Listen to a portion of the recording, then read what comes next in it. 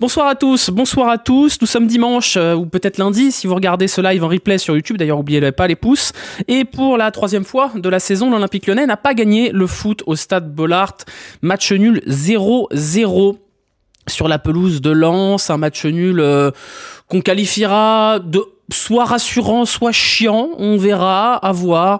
Un match nul sans beaucoup d'occasions, sans beaucoup d'actions. En réalité, un match nul, on va pas se mentir, un petit peu chiant ce soir en clôture de la 4e journée de Ligue 1. Merci à vous qui êtes fidèles, hein. Merci à ceux qui continuent de lâcher les petits pouces, des commentaires, la cloche, etc. Tout ça, ceux qui vont s'abonner ailleurs, sur TikTok, sur Instagram. Merci à vous. On va débriefer ensemble. Ça va être peut-être un petit peu plus court que d'habitude puisqu'il n'y a pas énormément de choses à dire sur ce match. Il y a quelque chose à en tirer, des choses à réfléchir, mais en réalité, il ne s'est pas passé énormément de choses dans ce match, tout simplement. On va reprendre les choses dans l'ordre. On sort d'une trêve internationale de 15 jours, la première de 3 trêves dans les 2 prochains mois, puisqu'il y en aura une en octobre, il y en aura une en novembre. Au secours, à l'aide, on n'en peut plus des matchs internationaux. L'Olympique Lyonnais qui, après 15 jours de trêve, après sa belle victoire contre Strasbourg, dans le chaos et dans le hurrah football, se présentait à Lens en position pas forcément hyper favorable, parce qu'une seule victoire en 3 matchs, c'était pas génial. Avec donc un vrai besoin de points et une petite crise potentiellement qui pourrait pointer le bout de son nez si l'Olympique Lyonnais venait à perdre contre Lens ce soir. Heureusement, non, l'Olympique Lyonnais n'a pas perdu. L'Olympique Lyonnais s'est présenté dans le même schéma que contre Strasbourg, à l'exception d'un changement, un 3-5-2, donc avec la titularisation de Gift Orban à la place de Georges Mikotadze devant. Donc une défense à 3, Niakate, Kaleta et Mata recentré. Maitland Nice côté droit, Abner côté gauche, Matic en sentinelle, Tolisso Cacré au milieu et donc Orban et Lacazette devant. Mikotadze qui donc fait les frais de la très bonne entrée de Gift Orban. Pierre Sage l'a dit d'ailleurs que Gift Orban avait mérité ses jalons de titulaire. Ça a été plutôt positif ce soir pour Gift Orban, on en parlera après. On sait pas trop ce qu'on doit en tirer parce que c'est quand même un dispositif avec uniquement 2 vrais joueurs offensifs avec Orban et Lacazette. Ça n'a pas été affreux, hein. Ça n'a pas été affreux, ça a été même plutôt propre, solidement ancré défensivement. C'est un dispositif qui, à défaut d'être flamboyant, permet à l'OL une certaine stabilité. L'OL a été plutôt bon tactiquement toute la durée de la rencontre. Lens a été relativement inoffensif, relativement muselé dans cette rencontre. Je vais vous montrer les stats, normalement je les ai sous la main. Voilà les stats du match. Alors on a plus d'expected goals pour Lens, mais je vous avoue que ça m'a un peu surpris. Après, il n'y a pas eu énormément d'occasions côté lyonnais. Mais un match qui, somme toute, était plutôt équilibré, hein. Un match nul qui est plutôt logique, mais l'Olympique Lyonnais aurait pu s'imposer dans ce match. La faute, mauvaise interface, la faute à 2 hors-jeu, vraiment pas grand-chose. Un premier but refusé pour hors-jeu de, 15 cm de Gift Orban après une bonne remise d'Alexandre Lacazette. Peut-être qu'Alexandre Lacazette aurait pu tirer, puisque lui n'était pas hors-jeu. Et un deuxième but refusé parce que le défenseur lensois avait shooté dans Tolisso. Et donc on considère que Tolisso remet le ballon en jeu et à ce moment-là Gift Orban était bien hors jeu, dommage parce que sa finition était parfaite. Voilà. Qu'est-ce qu'on peut dire de plus là-dessus ? On a eu vraiment un match où l'OL a été serein défensivement, c'est-à-dire qu'à la perte du ballon, c'était pas tout le temps la panique comme d'habitude. Un match où l'OL aura été relativement peu flamboyant devant.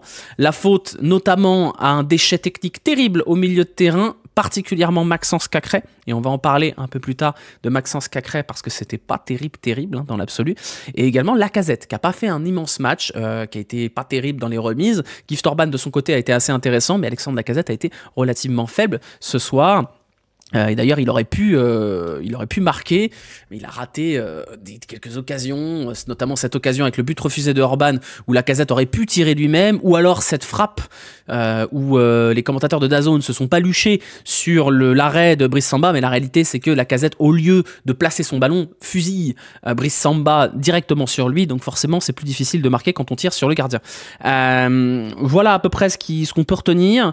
Une première mi-temps maîtrisée, une deuxième mi-temps moins intéressante, intéressante, moins flamboyante, vraiment même faible, où on pourra reprocher à Pierre Sage d'avoir pris son temps, notamment lors de la première salve de changement, où on a Gift Orban qui a été plutôt bon, qui sort, remplacé par Mikotadze, et bon, pour le coup Tolisso qui a été très bon sort sur blessure, puisqu'il avait un problème au genou, remplacé par Vertou, mais on a dû attendre la 81e minute pour voir l'entrée de Malik Fofana.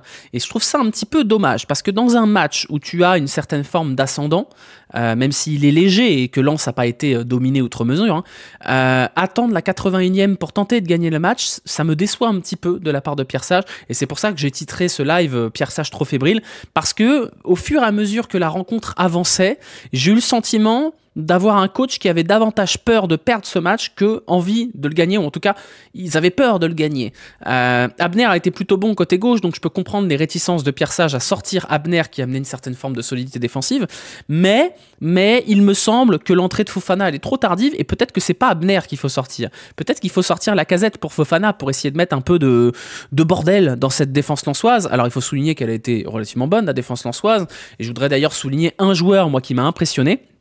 Parce que dans un monde où certains clubs mettent 30 millions sur des défenseurs, Lens a dégainé Kouzanov. Et je vous avoue que je connaissais à peine Kouzanov, j'ai vu qu'il avait joué la saison dernière déjà. Qu'est-ce que c'est que ce machin, Kouzanov? Ils sont allés le chercher moins d'1 million en Biélorussie, et le mec est fort, quoi. Le mec est giga fort. Donc je suis assez impressionné par Kouzanov, moi, ce soir, qui a remplacé donc numériquement Danso, qui n'est pas encore prêt à revenir après son transfert avorté à la Roma cet été. Il y a des idées quand même du côté de Lens, c'est intéressant, et peut-être qu'il faudrait s'en inspirer également. Mauvais joueur pour dire ça, Niakhaté. Oui, je vais pas critiquer le niveau de Niakhaté, qui pour le coup a été très bon ce soir. Je dis pas le contraire. Je dis juste que voilà, dans un monde où on vend des défenseurs et qu'on se retrouve un peu à poil, il y a peut-être des idées à trouver pour aller chercher des petites pépites comme ça, comme est capable de le faire le RC Lens, parce que Gradit, il fallait aller le chercher. Daver Machado, il faut aller le chercher aussi. Frankowski, ça sort de nulle part également. Donc on a des clubs en face qui sortent des idées là où nous, on n'en a pas beaucoup. Voilà. Machado, c'est chaud aussi. Ouais, après, il n'a pas fait un super match ce soir, Machado. Bon, globalement, c'était un match assez pas fermé, parce que c'était pas nul, mais un match d'équipes qui sont pas vraiment au point. Alors Lens est plus au point que l'Olympique Lyonnais, puisque ce soir Lens a 8 points, donc c'est toujours mieux que 4. Mais on ressort de ce match avec quelques petites frustrations, parce qu'il y avait, je pense, la place. Il a pas manqué grand-chose, il a manqué un peu de finition, il a manqué un peu d'impact au milieu de terrain, et je pense qu'il a manqué beaucoup d'audace en fin de match, parce que je pense que cette équipe de Lens ne demandait qu'à être un peu chahutée, et des chahuteurs, il y en a sur le banc. Il y a Nuama, il y a Benrahma, et il y avait Fofana qui est rentré, à mon sens, un petit peu tard. On va parler quand même du milieu de terrain et des choix de la part de Pierre Sage. Pierre Sage a choisi de reconduire son 3-5-2 contre Strasbourg, qu'il avait mis en place contre Strasbourg. Un choix qui se comprend, puisque le match contre Strasbourg était quand même le plus intéressant de la part de l'OL.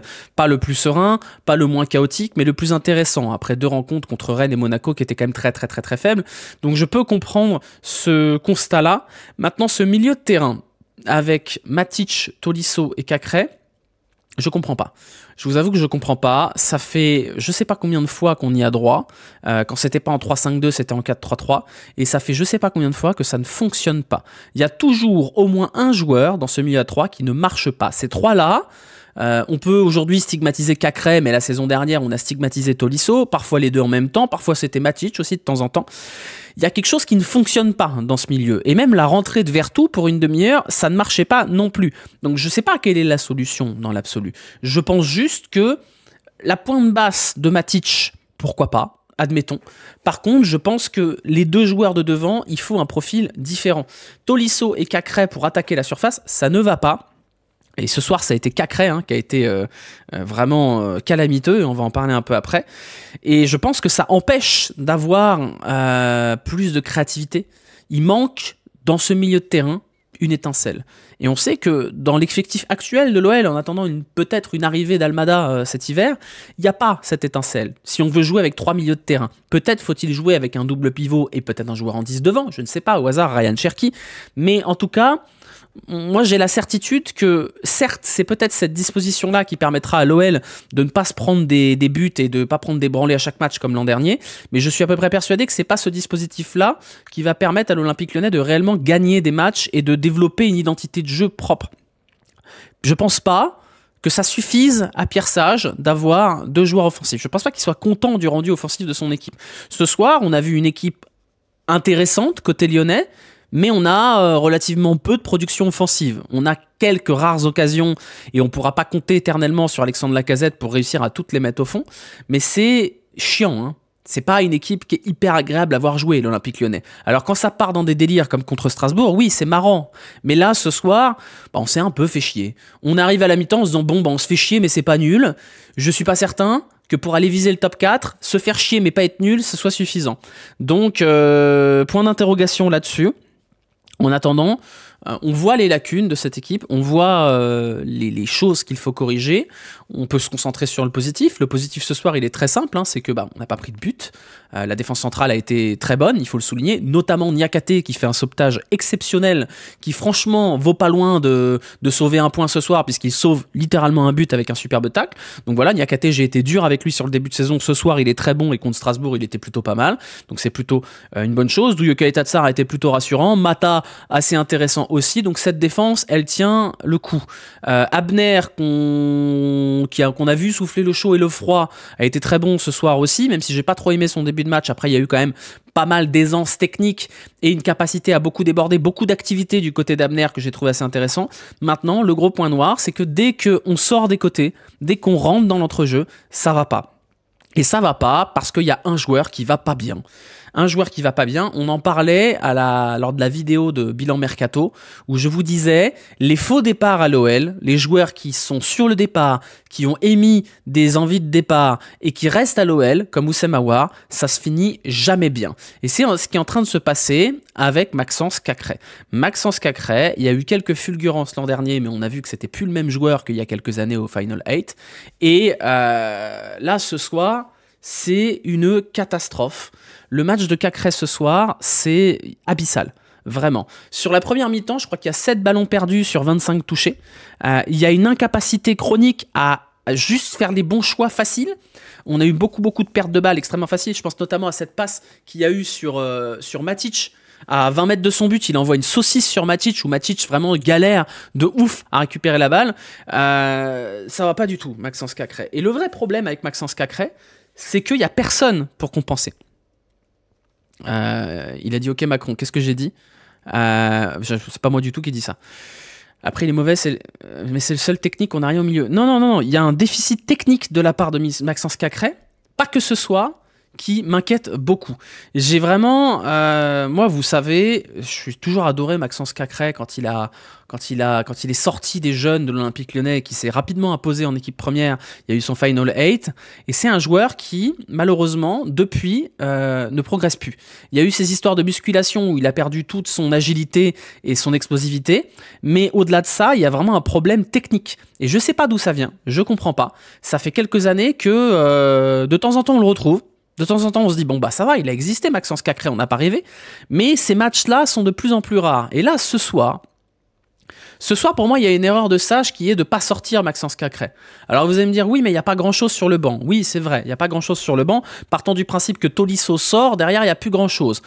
Puisqu'il n'y a plus Le Penant, puisqu'il n'y a plus Alvero, il n'y a plus rien, en fait, sur ce milieu de terrain. J'ai bien peur que Maxence Cacré, s'il se bouge pas vite, il va se faire sauter par Vertou à une vitesse très très rapide. Parce que là, ce soir, le match de ce soir, il n'y a rien à en tirer. Il n'y a rien à en garder. Il y a un déchet technique qui est terrible. Il y a aussi, et c'est ça qui me fait le plus de peine, c'est que quand Cacré faisait des mauvais matchs, balle au pied, c'était assez courant. Hein. Ça n'a jamais été son point fort de jouer sous pression. Là, ce soir, Maxence Cacré, sur le jeu sans ballon, sur la récupération, il y a un gros problème. Il y a une action à un moment donné où Andy Diouf perce. Je ne sais pas si vous vous rappelez de cette action, Andy Diouf légèrement côté gauche du terrain, perce, et vous avez Maxence Cacré qui ne le course même pas, qui le regarde avancer, et ça finit en occasion de but derrière, juste après. Donc, il y a un truc qui ne va pas. Je ne sais pas ce qui ne va pas, mais non seulement il y a les lacunes qu'on connaît de Maxence Cacré, c'est-à-dire un impact physique qui n'est pas très élevé, et une qualité technique qui est parfois en dessous de la moyenne, mais là, il y a un problème d'attitude quand même. Il y a un problème d'attitude avec Maxence Cacré. Donc pour résumer un petit peu tout ça, Sur ce milieu à 3, il faut un profil différent. Parce que ce profil du joueur créatif et qui casse les lignes, ça aurait dû être Cacré. Ça n'est plus Cacré, puisque Cacré, plus le temps passe, et plus il régresse, et plus sa qualité technique devient faible, et en plus maintenant, plus son jeu sans ballon devient faible. Donc je sais pas ce qui va se passer. Peut-être qu'il y a eu des histoires cet été qui lui ont mis la tête sous l'eau ou quelque chose comme ça. Mais ce faux départ de Cacré, je pense qu'il sera dommageable parce qu'on avait besoin de le remplacer par un joueur qui aurait été dans un nouveau cycle. Donc moi je suis un petit peu inquiet pour la suite de saison, puis même la suite de carrière de Maxence Cacré, parce que là je pense qu'il est dans un mauvais endroit, et je sais pas s'il va réussir à s'en sortir et à renaître un petit peu, que ce soit à Lyon ou ailleurs, mais là c'est quand même inquiétant, quoi. Jean-Claude Guy, une forte concu, un psy. On sait de toute façon que ce numéro 8 était une piste à l'Olympique Lyonnais. Il y avait la fausse arrivée de Noah Sadiki là, qui s'est pas faite finalement. Peut-être que cet hiver il y aura de nouveau des tractations pour ce poste de milieu à l'OL. Peut-être que Cacré va trouver une porte de sortie cet hiver, on ne sait pas. Mais pour l'instant, c'est compliqué. Parce que c'est pas Tanner Tessman qui va pouvoir prendre la place de Maxence Cacré. Tanner Tessman, c'est un pur 6. Ça va pas être Diawara qui me semble pas être dans un registre qui permet d'occuper ce poste-là. C'est peut-être... Alors attention, tenez-vous bien. Peut-être que la solution à ce milieu de terrain, c'est Ryan Cherki en 8. Et vous allez me dire, oui, mais Ryan Cherki, il défend pas. J'ai envie de vous dire, quand on voit comment défendent ceux qui jouent au milieu de terrain actuellement, peut-être que c'est Ryan Cherki dans un rôle plus offensif, ou alors il faudra attendre l'arrivée, pas confirmée, pas officielle, de Thiago Almada cet hiver, pour espérer qu'il y ait quelque chose qui change là-dessus. Mais pour l'instant, le gros point noir de cette équipe lyonnaise, c'est ça, quoi. C'est ça, c'est cette histoire de créativité qui empêche, à mon sens, l'OL de prendre vraiment le dessus dans les rencontres. C'est vraiment, à mon sens, un point noir, quoi. Benrahma, il pourrait pas défendre en étant 8 ou 10. Je sais pas si Benrahma pourrait jouer à ce poste-là. Parce qu'il y a quand même un abattage à avoir. Et Cacré, on peut lui reprocher beaucoup de choses, mais il a un abattage physique. Après, vous me direz, Cherki, c'est pareil. Je sais pas. Honnêtement, je sais pas qui. On voit qu'il manque ce profil-là. Il manque le profil du 8 qui peut abattre du taf. Alors peut-être que ce sera Vertou avec Tolisso, mais si on doit compter sur Corentin Tolisso pour toute la saison avec les matchs d'Europa League, ça va être un petit peu compliqué. Ou alors c'est jouer avec un double pivot, mais je suis pas certain que Tolisso puisse se marier à un double pivot. Il y a une vraie énigme tactique dans cette équipe. À partir du moment où on joue à 3 derrière, ça me semble être une énigme un peu dure à résoudre. Donc on verra bien, puisque de toute façon les prochaines échéances arrivent très très rapidement. On va avoir l'OM dimanche prochain, puis ensuite il y a l'Olympiakos, et ensuite ça va enchaîner. Donc le 8 parfait pour l'OL, ce serait qui en Ligue 1 ? C'est une très bonne question. Qui pourrait coller à... c'est pas un 8, mais un Pierre Lesmelou, je pense, pourrait libérer un peu. Dans son utilisation du ballon, c'était un peu différent. Pour moi, je vais vous dire, le meilleur joueur comme ça auquel je pense dans ce rôle-là, c'est Mady Camara de Brest. Mady Camara, il a un peu tout. Golovin, oui, Golovin, forcément, mais on est sur des pistes réalistes. Yacine Keshta, c'est une bonne suggestion là-dessus. Lamine Camara, oui aussi, voilà. Un joueur qui soit quand même pas maladroit avec le ballon et qui est un vrai box-to-box, quoi. Un vrai box-to-box, il y en a de moins en moins des box-to-box et encore moins en moins des accessibles. Noah Sadiki, en réalité, par rapport au profil, collait bien à ça. Mais bon, que voulez-vous, on peut pas tout avoir dans la vie. Qu'est-ce que je voulais dire d'autre ? Ouais, le dernier truc que je voulais dire sur ce match, c'est que on a quand même sur le banc des vrais joueurs de banc. Vous voyez ce que je veux dire ? C'est-à-dire des joueurs qui ont pas forcément les qualités pour faire un vrai match complet de qualité. Je pense à Nuama, voire même à Fofana, qui me semble un peu frêle quand il rentre en début de match, quand il est titulaire. Je trouve ça dommage, dans une situation où ils sont prenables, Lens, de se priver de ces éléments-là. Que ce soit avec la sortie d'un milieu, ou alors la sortie de la Casette. Le fait qu'on est sur le banc du Benrahma, du Nuama, du Fofana, et qu'on est sur ces 3 joueurs, que 10 minutes pour Fofana, et c'est tout, ça me déçoit un petit peu. Parce que au moment où je vous parle, l'OL doit être 10e, quelque chose comme ça. On est 13e, pardon. 13e de Ligue 1, l'OL a déjà 4 points de retard sur la 4e place. Il va falloir s'activer. D'autant que le match contre Marseille, il est vraiment loin d'être gagné d'avance. Donc l'OL est déjà à la bourre. Donc ces matchs-là, quand on a la possibilité de les gagner, il faut aller les gagner. J'ai eu le sentiment en fin de match que tout le monde était un peu cramé et qu'on n'essayait pas vraiment de gagner ce match, mais Lens non plus, hein. Donc le fait de se satisfaire de ce match nul, quand on est Lens et qu'on est 4ème de Ligue 1, ça me dérange pas. Quand on est l'OL et qu'on est 13ème, ça m'ennuie un petit peu plus. Donc attention, parce que si jamais l'OL fait une contre-performance contre Marseille, c'est pas qu'on va dire déjà rendu à la Ligue des Champions, parce qu'on sait très bien que la saison est longue, mais ces points-là, il faut aller les chercher. Si vous voulez, je vous donne un petit peu le calendrier de l'OL pour les semaines à venir. On a ce match contre Marseille dimanche. Ensuite, on jouera un gros enchaînement, hein, puisqu'on va avoir l'Olympiakos en semaine, Toulouse, puis les Rangers, puis Nantes, avant la prochaine trêve internationale. Donc on va avoir 4 matchs en une quinzaine de jours, et déjà des matchs qui sont décisifs, puisque le match contre l'Olympiakos, l'OL doit le gagner, hein, il n'y aura pas à tergiverser là-dessus. L'OL est normalement supérieur à l'Olympiakos à domicile. Le match contre les Rangers, ça va être un déplacement qui sera compliqué, et il y aura un enchaînement quand même de matchs qui va faire très mal. Donc on a plus de points que l'année dernière avec 10 journées en plus. Oui, mais l'année dernière, on était dernier de Ligue 1. On peut pas comparer avec l'année dernière. Moi, c'est ça mon problème, c'est que j'ai quand même le sentiment que la saison dernière vous a globalement habitué au caca. L'OL, la saison dernière, c'est un scandale, c'est une honte. Donc on ne peut pas prendre le référentiel de l'an dernier. On doit prendre le référentiel des vraies bonnes saisons de l'OL, puisque l'OL a fortement investi sur le marché des transferts. L'OL a besoin d'une qualification européenne pour se sentir bien. On ne peut pas se satisfaire de faire un peu moins mal que l'année dernière. Donc il faut viser plus haut. Aujourd'hui, plus haut, c'est le top 4. Ça va être dur, hein, je vous dis pas que l'OL est capable de le faire, mais c'est à ça qu'on doit se comparer. On doit se comparer aux places du top 4. Et aujourd'hui, l'OL est loin du top 4. Et loin dans le top 4 de sa capacité à remporter des matchs, juste au nombre de points. Il va falloir hausser le niveau. C'est pas suffisant encore. Ce n'est pas suffisant. Voilà, à voir si Zaha est vivant d'ici là. Zaha, point d'interrogation, je sais pas, peut-être lui laisser un peu le temps. Même les recrues de manière générale, hein, Vertou, c'est normal, il n'a pas vraiment eu de prépa, mais je sais pas. Pour l'instant, je suis un peu dubitatif. On a le premier très gros test de la saison, même si on n'a pas eu un calendrier facile, hein, parce que bon, commencer par Rennes et Monaco, c'est pas simple.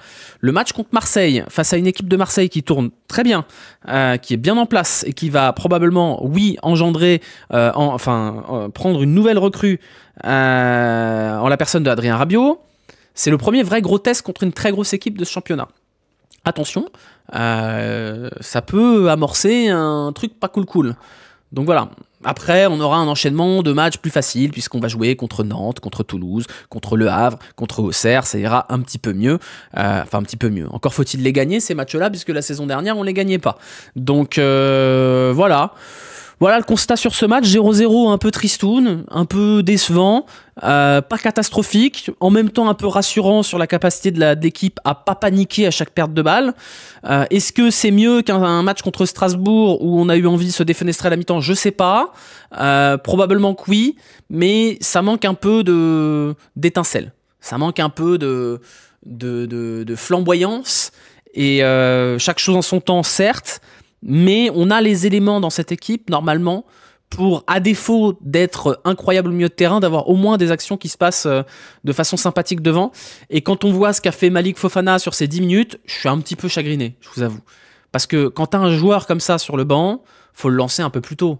Sur les 3 prises de balles de Malik Fofana, il se passe 3 fois un truc. C'est quand même dommage de ne pas en profiter pendant un peu plus de 10 minutes, d'autant que sur les 10 minutes sur lesquelles il est rentré, on a eu très peu d'arrêts de jeu, puisqu'il y a eu une touche qui a mis 2 jours à être jouée, et une blessure. Donc bon, contre Strasbourg, on a gagné au moins. Ouais, mais Strasbourg, c'est un match sur lequel tu peux pas capitaliser. Tu peux rien tirer d'un match où tu gagnes 4-3 après avoir été mené 3-1. Si ce n'est que, bravo, l'équipe, elle a un bel état d'esprit. Mais tactiquement, contre Strasbourg, c'était 0, hein. C'est 0 contre Strasbourg. C'est du football bordélique où le plus zinzin gagne. Mais tu peux pas capitaliser. Au moins, à défaut d'avoir été fou, ce match contre Lens, il permet de capitaliser sur une structure et sur des qualités, c'est-à-dire la capacité à tenir le ballon, à tenir la perte de ballon aussi. Mais il a un défaut qui est que on s'emmerde en fait.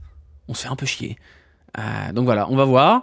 Ce sera peut-être la bonne formule contre Marseille, puisque Marseille, je pense que Marseille simplement est largement supérieur techniquement à l'Olympique Lyonnais, que des joueurs comme Greenwood, comme Wai vont faire beaucoup de mal à l'OL. Et donc peut-être que cette structure défensive relativement sereine va nous aider à pas prendre l'eau contre Marseille, mais il va falloir trouver des solutions pour qu'ensuite les matchs, on aille les gagner, parce que pour l'instant, l'OL n'a pas la recette pour gagner des matchs.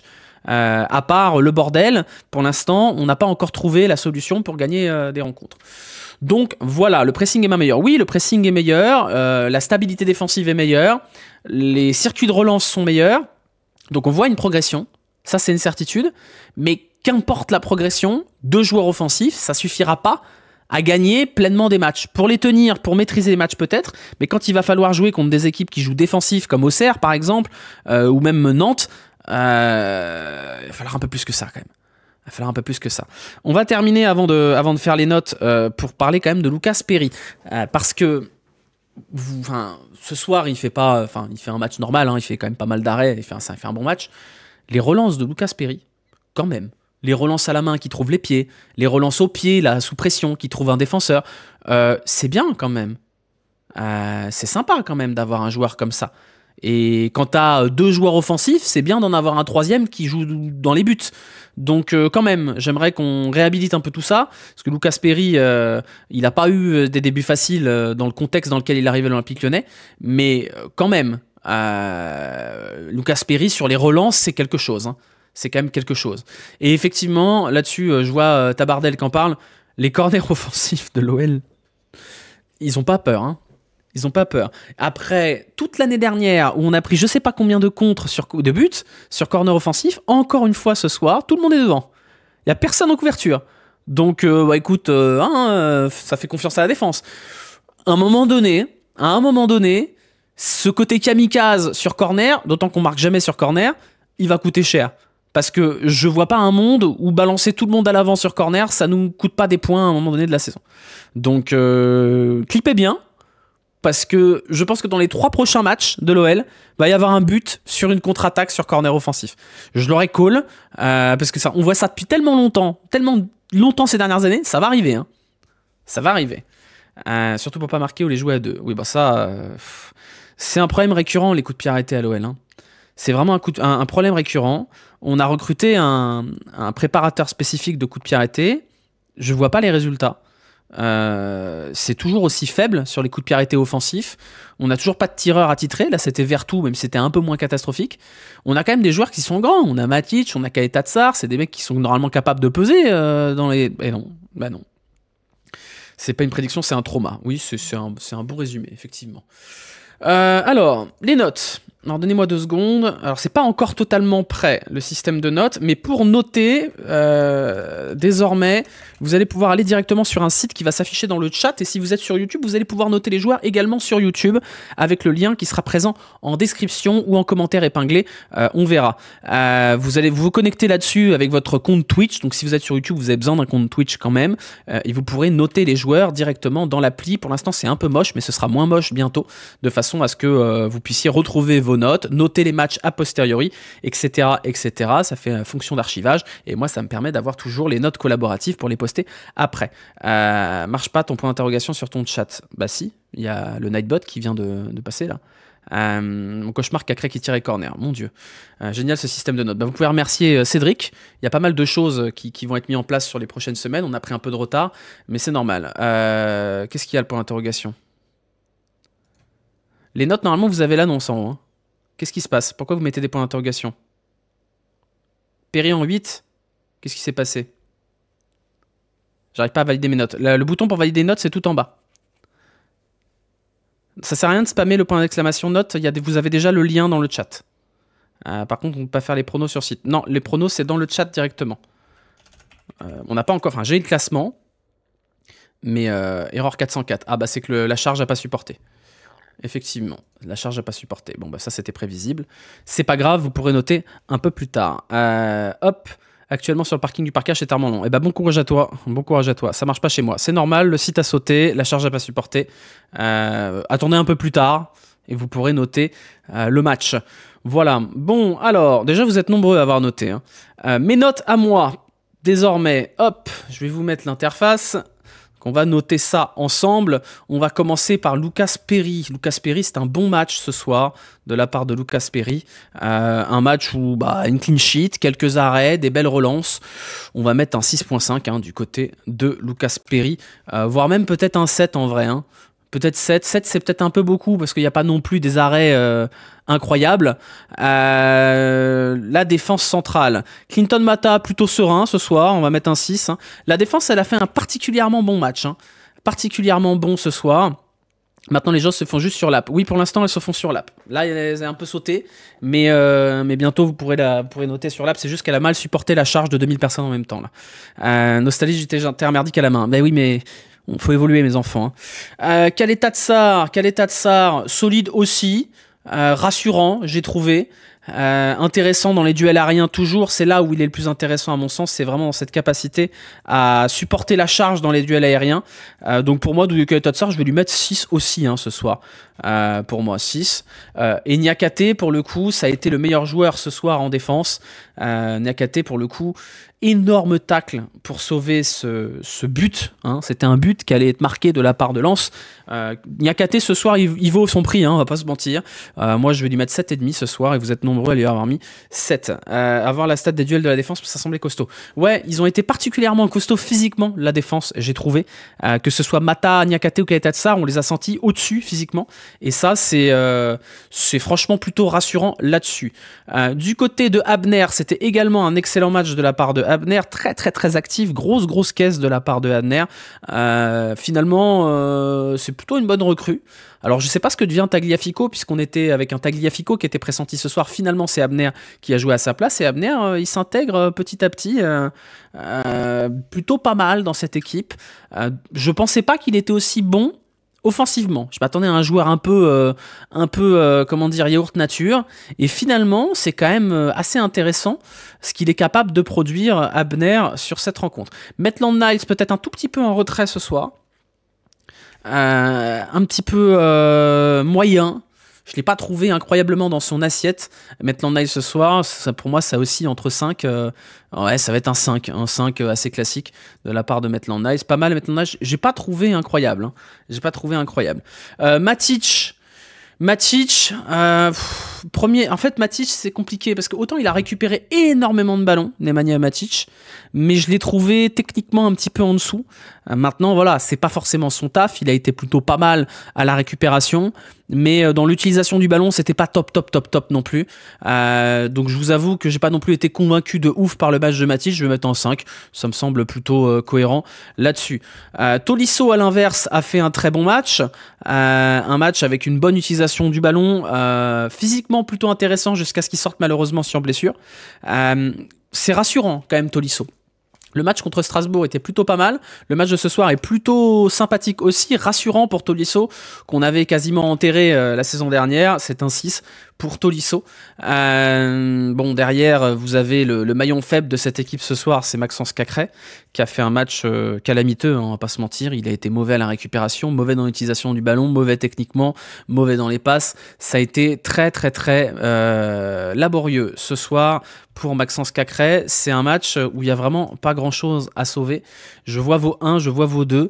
Moi, je vais mettre 2 ce soir pour Maxence Cacré parce qu'il n'y a pas d'erreur qui coûte un but. Il n'y a pas d'énormes saucisses. Mais effectivement, c'est un match totalement oublié pour Maxence Cacré. C'est un match qui est inquiétant pour la suite. Gift Orban, moi, je l'ai trouvé très intéressant ce soir. Malheureusement pour lui, ça se convertit pas pour un but, mais c'est dommage parce que franchement, le premier but, ça se tient vraiment à un cheveu. Et le deuxième, bon, bah, c'est une position de hors-jeu. Moi, j'ai trouvé Orban très intéressant dans ce rôle de pivot-là, peut-être même plus intéressant que Lacazette ce soir. C'est un match où il manque juste les stats pour Orban, malheureusement. Donc, j'ai mis 6 pour Orban, un match hyper encourageant. On pourrait même mettre 6,5 avec les encouragements du conseil de classe. En tout cas, il a l'air d'avoir retrouvé sa confiance et retrouvé son envie d'aller de l'avant, et ça, c'est plutôt positif. À l'inverse, j'ai pas trouvé Alexandre Lacazette vraiment dans son assiette ce soir. Je l'ai trouvé brouillon, et là où on l'attend, c'est dans la capacité à finir les actions. Et ce soir, malheureusement, il y a 2 erreurs de la part d'Alexandre Lacazette à mon sens. Il y a cette remise pour Orban, il doit frapper, il doit allumer. Et il y a cette frappe qui est trop puissante, qui vient s'écraser sur Brice Samba alors qu'il doit la placer, il doit finir. Et ce soir, malheureusement, sur un malentendu, ça peut finir en 2-0, mais ce malentendu, il s'appelle Alexandre Lacazette, et ce soir, il n'a pas eu lieu. Donc je trouve ça un peu dommage de la part de Lacazette. Et effectivement, je trouve ça un petit peu dommageable que Pierre Sage ne sorte jamais les éléments clés de son équipe. Il n'a pas sorti Cacré aujourd'hui, il n'a pas sorti Lacazette aujourd'hui, c'était pareil contre Strasbourg. Il y a un petit problème de statut quand même. Et il faudra voir à terme s'il arrive quand même à sortir ces éléments clés quand ils ne font pas les matchs qu'il faut. Merci au Kairi pour l'abonnement. Pierre Sage, ce soir, en même temps, il y a un côté positif à tirer qui est que tactiquement, l'OL a bien joué, l'OL a été bien mis en place, l'OL a bien contenu le RC Lens, malgré une relative faiblesse offensive. Maintenant, il y a quand même une lecture du match qui m'ennuie un petit peu. Parce que je pense que sortir Orban, c'est pas la meilleure chose à faire, et je pense que l'entrée de Fofana est un peu tardive. Donc on peut pas non plus mettre une sale note à Pierre Sage, parce que le match, il n'est pas catastrophique, au contraire, il est plutôt rassurant. Mais moi, je mets la moyenne, et pas plus que la moyenne, parce que je pense que ça aurait pu être un petit peu mieux quand même. Voilà. Normalement, si je passe sur Chrome, on a vos notes à vous, si elles ont été mises à jour. Alors attendez 2 secondes. Les notes... hop là, passer en source navigateur, et normalement si je fais ça, ça doit s'afficher. Voici vos notes pour ce soir. Vous avez mis 6,6 à Perry, 5,5, 5,9, 6,6 à Niakate, 5,9 à Abner, 5,4 à Tolisso. Voilà, c'est assez homogène. On a un maillon faible qui est Maxence Cacré avec 2,1 et Lacazette à qui vous n'avez pas mis la moyenne. Ça, ce sont vos notes collaboratives. Si vous êtes sur YouTube, je vous rappelle que vous pouvez noter. Le lien sera en description de cette vidéo. Vous pouvez cliquer, et si vous êtes sur Twitch, vous pourrez cliquer plus tard, quand il y aura un petit peu moins de monde qui foute le bordel dessus. Pas de note décimale sur la pluie. Non, je crois pas. Faudra vérifier. Faut que je vois. C'est un tout petit peu... c'est en train de se mettre en place. Cédric est en train de bien bosser. Ce sera plus beau et plus fonctionnel dans quelques semaines. Mais chaque chose en son temps. Je vous invite également à faire vos petits pronos. J'ai le classement. Je vais vous le mettre si je peux. Vous tapez point d'exclamation prono dans le chat et vous mettez le prono du prochain match. Par exemple, point d'exclamation prono avec le score de OLOM, puisque c'est le prochain match qui nous attend. Les pronos, mes pronos. Non, c'est pas ça. Les pronos, par exemple, le classement général des pronos. Alors attendez, est-ce que ça va marcher si je fais ça ? Voilà, le classement général des pronos pour l'instant, c'est celui-là. C'est Taureau 81 qui est en tête, devant Bad Guns et Jendi Kama, Sakion. Je vous rappelle, le barème, je ne sais plus ce qu'on avait fait exactement. Je crois que c'est score exact 5 points, écart exact 3 points, bon prono 1 point et prono foiré 0 point. Enfin, il y a un barème, je ne sais plus ce qu'on avait fait. Aujourd'hui, par exemple, c'était Benj Little qui avait pronostiqué 0-0 et qui du coup remporte, doit être le premier à avoir pronostiqué cela. Voilà, on a terminé ce débrief qui finalement fait la durée habituelle puisque ça fait 37 minutes. Je vous souhaite à tous une bonne fin de soirée. Voilà, on se retrouvera, je pense, dans la semaine pour faire un petit live nocturne. Qu'est-ce que j'avais mis sur mon planning ? J'avais mis jeudi pour le live nocturne. Et évidemment, on se retrouvera dimanche prochain pour OL-OM en léger décalage puisque je serai au stade, donc il me faut le temps de rentrer. Donc il est possible que le débrief de OL-OM ait lieu aux alentours de minuit. Si jamais vous n'êtes pas, vous êtes fatigué, vous devez dormir, tant pis, vous regarderez le replay sur YouTube et vous mettrez des pouces et vous activerez la cloche comme toutes les personnes formidables qu'il y a sur YouTube et qui mettent plein de commentaires avec des marques et des noms de fromage. Voilà, je vous souhaite à tous une bonne fin de soirée, prenez soin de vous et puis je vous envoie en raid quelque part, on se retrouve jeudi ou dimanche, ça dépend si vous êtes là pour le live nocturne ou pas. Ciao, bon dimanche à tous, bye.